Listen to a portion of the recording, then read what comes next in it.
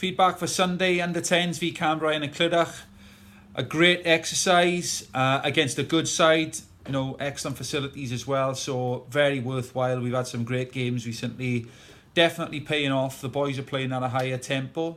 They look like they've played a lot more quality games together. They look like they're playing for each other, competing well against good sides. So that's a positive. We got into their box, pretty much with ease. Got a lot of shots off. Didn't convert as many as we would like, but certainly, positive in the way that we were attacking.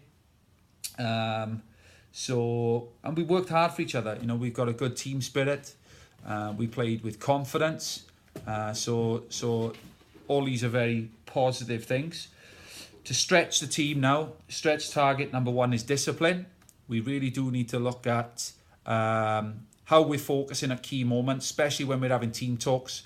I feel like the boys are distracted easily, and we need to sort it out sharpish, because it's not like they're all way out of order, badly behaved, but this is the focus that we had at times is just not what we'd expect in an advanced group.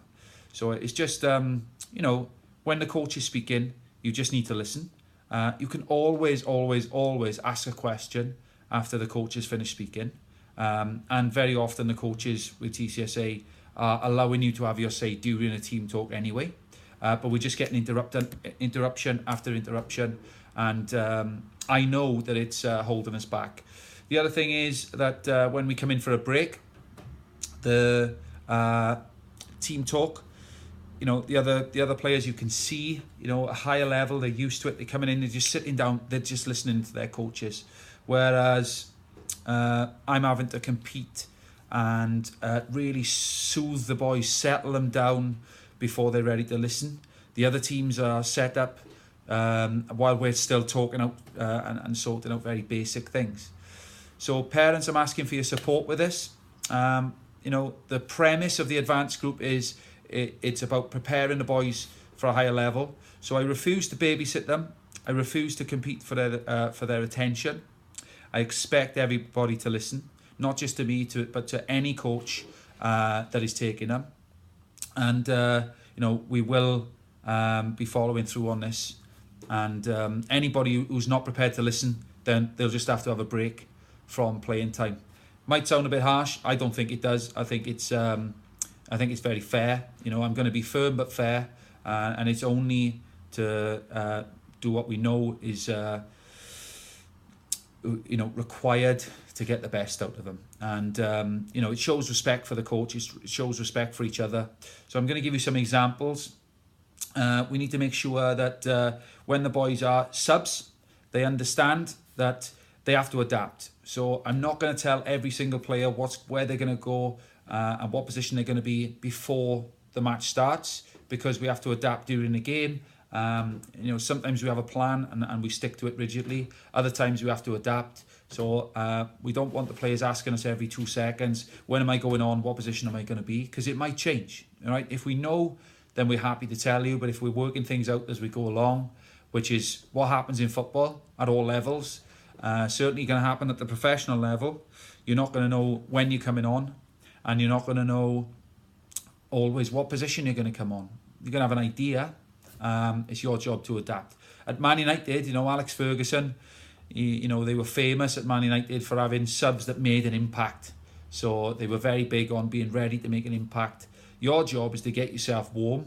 Your job is to get yourself ready in a good mindset where you're ready to come on. And watch the game as well. Watch the game, see how the game's going, and where you can take advantage. All right, let's move on to the next point, which is, as a team, we need to play much higher up the pitch.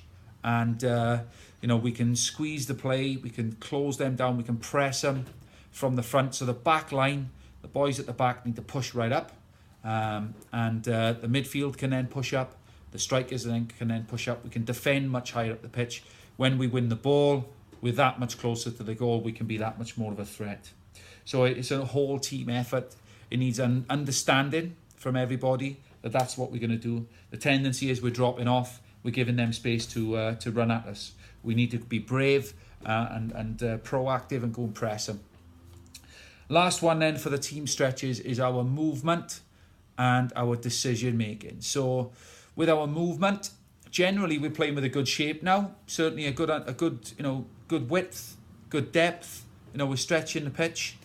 Where we need to look at now is just making those little angles to be able to receive the ball. Players are generally looking up, but not always are we running into space. It's not even a run sometimes, it's just 2 steps one way, 2 steps the other way to make the angle, to make it a safe pass so we can move the ball into space. The other side of it then is decision making, linked to movement. So for example, we're not taking advantage of overloads as much as we could. So if we've got a 3v2 or a 4v2, generally we're not capitalising. Once or twice we're making something of it, but we need to be very aware of when we've got those overloads, when we've got an extra man, and then are we making the runs and are we making the decisions to move the ball to the spare man so we can capitalise. Okay, so that's something that we need to work more on in training, but you need to be aware of how important it is. Let's get on to the individual feedback then. Bailey, his mother said he's been nagging about the feedback, so here it is, Bailey. You were excellent. Some really good shot stopping, smothered the ball, came out bravely, dived at the feet of the attackers, so protected the goal really well. Good distribution, always looking to play it out to the back players. Just make sure when you do throw it over the head of an opposition player that you use an overarm throw. Don't try and roll it or do a sidearm throw. The other thing is, Bailey, as a goalkeeper, it's your responsibility to make sure we push out. The trigger for us to push out is when the ball moves forward. Whether the opposition play it back or whether we've won the ball, we've got to push out. Okay, that's our trigger. Kaynan Price. Kaynan, well done. You've continued your improvement, playing at a higher tempo. Your energy was good. So that's the most important thing for you at the moment, what we've spoken about. In the midfield, showing signs of progress, moving it quicker, switching the play with good passes into space. So that's a real positive. Where you need to improve is in the way that you make use of the ball when it's in a tight area. Also, being aware of overloads. When you were in a striker position, there were chances to play the ball to men in space and then they could have got shots off easily. So you weren't quite aware of that. So make sure you're aware at all times before you get the ball where it's going to go. You're able to do that when you've got space, which you showed in the game. Now can we do it when we haven't got so much space, and can you execute it quickly? Josh Thomas, as ever, solid defensively when you had to defend, one-on-one, standing up in the tackle, making important blocks. Played some really good passes forward. The key was doing it quicker. So that's your stretch point, is because I did ask you to play it quicker, and you looked like you were getting a little bit upset, thinking I was having a go. Certainly not having a go at you. I'm your coach, and really my job is to make suggestions, bring my experience, and give you feedback. And well done, because you took it on board, even though perhaps it was a bit uncomfortable, and you started playing the ball quicker, and it resulted in an excellent goal for the team, all because you played the ball forward, to the man in front of you quicker. Also, Josh, again, make sure we're pushing out. The trigger is when the ball moves out, we move out, everyone comes out in a line, even if we're not playing offsides, it's important we come out to squeeze the play. All right, and then Bailey can sweep in behind. Okay, Ellis, as ever, worked exceptionally hard. Always looking to make decisions for the benefit of the team, moving the ball on when you saw someone in space. You just need to make sure you are aware at all times, left and right, when we're attacking, so you can spot those overloads. Also, if I was watching from the sideline, Ellis, and I just saw you in the first 10 minutes, I would have thought, this boy's dangerous. I wouldn't like to play against him. I don't feel that you're having the impact, taking full advantage, really scaring the opposition as much as you could be, because I'd be scared stiff playing against your pace, your ability to dribble past and get shots off. So, it's about becoming more adventurous now, more direct. Okay, you've got license anywhere in the final third to, have a go. take players on, and that will open up space for yourself, and it will open up space for others. The other thing for you, Ellis, is if you're supporting a man who's driving at goal, see if you can be an overload option for him, especially in smaller goals. Okay, the overloads are, can be really effective. Marco, as ever, solid at the back. A real, mainstay at the back. Some important blocks, challenges, move the ball out the defence well at times.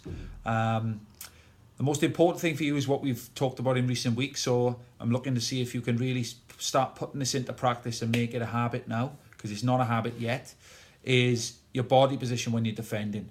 Quite a lot you're turning or off balance when you're defending, and you need to focus on just getting into a good body position, side on, knees bent, one foot in front of the other, so you can turn easier if you need to. Instead of turning 180 degrees, you're already on the half turn. You can go and win it, or you can drop back and defend if you need to. Also pushing up, same as the other boys, making sure we're squeezing the play and we know where we're going to go with the ball before we get it. Connor worked hard, some good passes, some good link-up play at times. Lots of energy, willing to get into position to support players. You just need to focus on your discipline now. What we can't do, certainly two wingers, there's nothing wrong with two wingers every now and again switching, because it unbalances the opposition, it confuses them. You might not be getting joy on the right, you might switch on to the left, and you might get joy against their full-back on the other side. But as our full-backs, we don't want to be doing that. We don't want to be switching. Okay, so if you're a right back, stay in the right back position. The left back stays in the left back position. It's much easier, it's much more solid and dependable and reliable doing that. Okay, and again, when you're pushing up, make sure you get back. So it's all about positioning for corner. Bailey, you're using the ball a lot better in recent weeks. Decision making, taking less touches more often, moving the ball into space. That's excellent. Now you need to refocus on your positioning. It doesn't matter where you play, but understanding you've got a job to do for the team. You did it well against Avon Lido by staying wide. We needed good width. You provided that. Up front, you were drifting off into different positions. There's nothing wrong with doing that every now and again, because it'll pull defenders out of position, confuse them. But really, we want to make sure we've got our attacking players in position.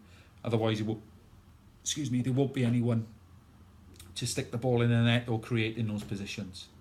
Next up is Zane. Zane thought he played very well, looking confident on the ball, bringing the ball out the defence calmly, moving the ball on well, some good touches. Where we need to improve now, Zane, is as a back player, making sure we're pushing out, and also when we do pass it, make sure the next pass we're moving into space to get it. So we're not just thinking one pass ahead. Also, at times we can move the ball a bit quicker by deciding early where we're going to go, checking our shoulder and seeing where we're going to go. Okay. Sam Tidman, great thrust, worked hard, kept getting back at times, which was important and something we talked about after the previous game. When you've got space in front of you, Sam, you're fantastic at darting into it. Lightning speed. Where we need to get better now, and this will come over time, is attacking with different angles, changing the angle of attack, being more creative. If you haven't got a straight line of space to run into, how can I get around my man? How can I link up with my teammates with 1-2s, round the corner passes? Thinking outside the box to make more chances. Joseph did very well in the middle in terms of looking to get on the ball and link up and move it. Adapted well to playing at the back. Didn't moan, went in there, did your best. So in the middle, we need to keep that ball moving quicker at times, Joe. And also, you need to stay in the middle.